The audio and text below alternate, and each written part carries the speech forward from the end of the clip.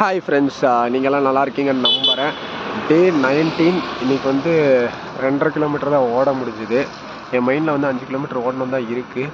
அதுக்கு நடுவுலேயே வந்து மழை குறுக்கிட்டு இடையில இருக்கவே மழை வேறு அடித்து ஊற்றுதா.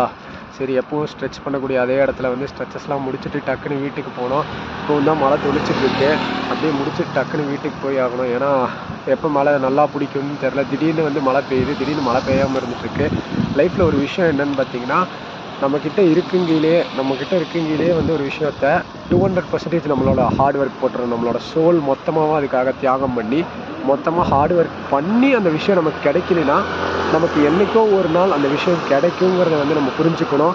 This is not a right time. அது வந்து நம்ம ஹார்ட் ஒர்க் பண்ணாமையே நமக்கு கிடைக்கலன்னு மட்டும் நம்ம சொல்லிடவே கூடாது. 200% நம்மளோட ஹார்ட் ஒர்க் போட்டுமே அது கிடைக்கலனா, மேபி இந்த டைம் நமக்கு கிடைக்காது. இன்னும் கொஞ்ச நாள் கழித்து அதுக்கான காலமும் சந்தர்ப்பமும் ஏற்படுற டைமில் நமக்கு கிடைக்கிறதுக்கான வாய்ப்புகள் இருந்துகிட்ருக்கும். ஆனால் நம்பிக்கையை மட்டும் என்றைக்கும் விட்டுறவே கூடாது.